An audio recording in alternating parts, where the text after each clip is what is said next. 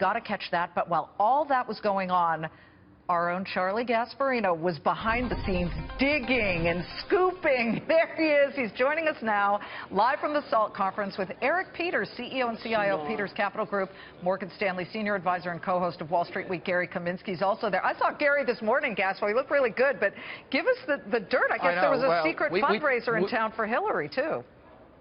Well, I mean, what's great about this conference is the confluence of politics and Wall Street. Very, very, very usable information here. Here's what we hear. What Fox Business has learned is that Hillary Clinton was in town last night. That's the speculation. It was all over the place at the major parties here at SALT, that she was in town last night for a major fundraiser. Now, the big question is, who's home? We heard it was some gazillionaire who hosted this thing, but whose home was it? What we're hearing now, and this is speculation, we haven't gotten this confirmed by the Clinton campaign, we haven't gotten this confirmed by the mystery man. We heard it was at the home of Steve Wynn. Now, that would be very interesting, because Steve Wynn has taken some very interesting positions, contra to her old boss, Barack Obama, the president. So we're going to see if we can confirm that, but clearly last night, we hear she was in town, and the rumor is that it was at Steve Wynn's house. We're looking to confirm that. And I'll tell you, guys, I'm going to bring in Gary and Eric here. Gary first. We were at the same parties where we heard this. Guests at one of your parties here at SALT. Or your fat cat, rich fat cat Democrat. Okay, friend. Thanks, Charlie. They left to go to this thing, right? Well, as you know, I'm a Republican, Charlie, and what we do know is, I don't know, I have absolutely no idea where the fundraiser was.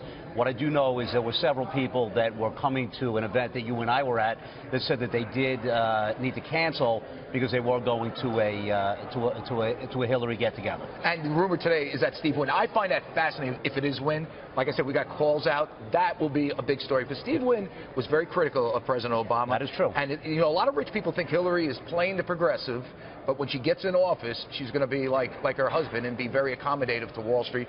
We shall see. Let's get into some of the others. I want to bring Eric in here. There's going to be an interesting dinner, private dinner tonight, which I snuck in through the back door, thanks to Gary, where former Fed Chairman Ben Bernanke is going to be speaking, and it's going to be hosting. I'm sure everybody will be very nice. But when you talk to people around here, including people like you, there is a lot of anxiety about what Ben Bernanke has wrought over the, because he was the architect of quantitative easing, all the money printing, 0% interest rates, and the possibility that right now we're in a major asset bubble, either stocks or junk bonds on Wall Street Week. Carl Icahn, we will say it happened on Wall Street. I'm not going to be like that certain guy on CNBC and steal your thunder. You broke it on Wall Street. CNBC wouldn't do that. I'm a mensch. Okay, that Carl Icahn said there's a bubble in junk bonds, crediting Wall Street Week again. CNBC wouldn't do that. Thank you very much. Eric, what do you think about that? What would you ask Bernanke? Because you'd be one of the guys that would pointedly say, yes, what the hell did you do over the last 8 Well, I think the interesting thing about his policies is not necessarily what it did to the U.S., but that it rippled everywhere. So when he introduced all these things and pushed the dollar down, right, it pushed the Bank of Japan, the ECB, and now you see these policies rippled out across the world. So I think the question to ask is, now that you've elevated equity prices and bond prices everywhere, even to the point of negative rates, how do you get out? Not good. Usually that never ends good. If you're the average investor out there, what you're hearing from the pros like Eric right now is that when this thing ends, and it's going to end at some point, the market is going to correct, it's going to have to stabilize, they're going to have to raise rates someday.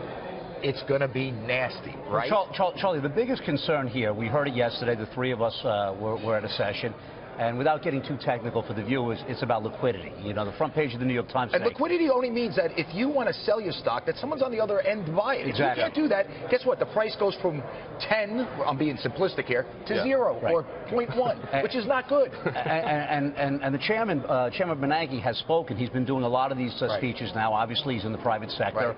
And he's been speaking at a lot of private events, and he's been talking about his concern. Right. Now, obviously, we don't know specifically. We will know tonight. When you come back on air tomorrow, we're going to go on Liz's show tomorrow and break some news about how he says we're going to get out of this thing. But I will say this. He usually collects his $20. It's more than $20. It's like $200. Is it more than $20? Yeah, but he collects it, goes home. People don't break his chops. Guys like Eric Peters, though, have money in the game. Skin in the game, whatever cliche you want to use. they will break his chops tonight. And don't you think? Yeah, no, he's going to have a hard time. You hear liquidity. Liquidity is an issue that you hear in every conversation that you have. And the average guy doesn't know what it means. It means you can't sell your stock. Yeah. Or if you sell it, it's at 10. You have IBM at 10 or whatever. It goes down to something a lot less because no one's on the other end. Now, why don't we have that? A lot of rules and regulations, and we have bubbles out there created by printing of money at extremely low interest rates. And you see some hedge funds stepping in, trying to provide some of that liquidity, but they're not like the banks. It's not like the banks. They can kind of quietly step away when things get bad. Now, why aren't the banks in it? Dodd-Frank. So we're gonna get into all this tomorrow, Liz. I will say this: the sort of fascinating thing here, but we're all talking about, besides Ben Bernanke, it's going to be an interesting thing, is the fact that Hillary is in town. And I'll tell you, if Steve Wynn is hosting Hillary, that is fascinating because Steve Wynn was a huge what do you think of this theory? Obama. What do you think of this theory that maybe it was Elaine Wynn, Steve's ex-wife, just to annoy Steve Wynn? That's my idea.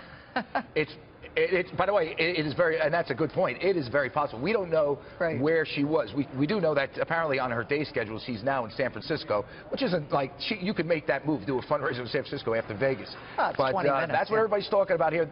That and quantitative easing and Ben Bernanke. what you see, that's what's so great about this conference. There's a couple other things that are being talked about, right? Yeah, a lot. What else? You know, Veronica Vane. Exactly. By the way, we should know that it's Gary Kaminsky who invited Veronica Vane to tell Gary You turned my Kaminsky. IFB off, so I can't even talk to Liz. So anyhow, Charlie, Liz, yes. Charlie, Liz, you know, Liz, it was all me, right? It was all you. And tell Gary, if he can hear me, to get a cell phone photo of you with the fanny pack. We want to see that, you by the pool with the fanny pack, Gary. You don't care about Steve Wynn. You care about me with his fanny pack. All right, let's go.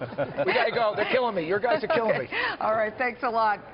Charlie Gasparino in Vegas. Close